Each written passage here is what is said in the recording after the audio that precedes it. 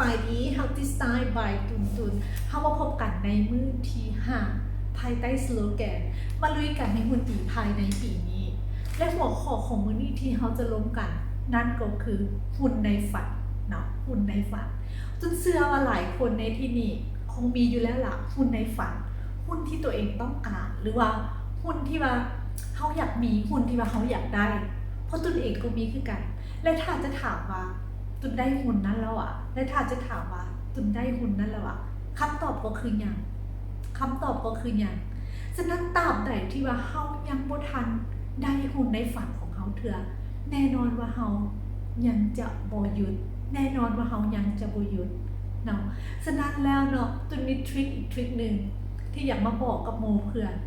ซึ่งเมื่อก่อนตุนเองก็เฮ็ดแบบนั้นซึ่งเมื่อก่อนตุนเองก็เฮ็ดแบบนั้นนั่นก็คือพิมพ์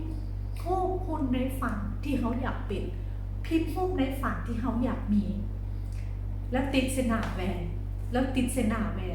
ตื่นมาแล้วเบิ่งรูปนั้นตื่นมาแล้วเห็นรูปนั้นหรือแม้กระทั่งว่าติดใส่หัวบนนอนเนาะหรือว่าติดเสนาแวนห้องน้ำตื่นมาแล้วสามารถเห็นตื่นมาแล้วเห็นได้อ้อนี่หุ่นในฝันของเรานี่หุ่นที่เราต้องการ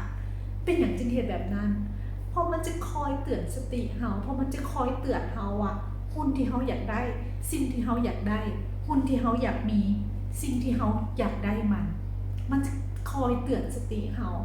เพื่อบ่อยากให้เฮาวอกแวกไปทางอื่นเนาะนี่เป็นทริคเล็กๆน้อยๆที่อยากมาบอกกับหมู่เพื่อนในมื้อนี้และ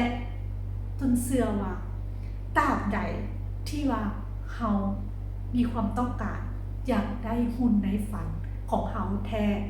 หุ่นในฝันจะกลายเป็นหุ่นที่ทุกคนต้องการนั้นได้โอเคแล้วเราพบกันในมื้อต่อไปของวิดีโอต่อไปบ๊ายบาย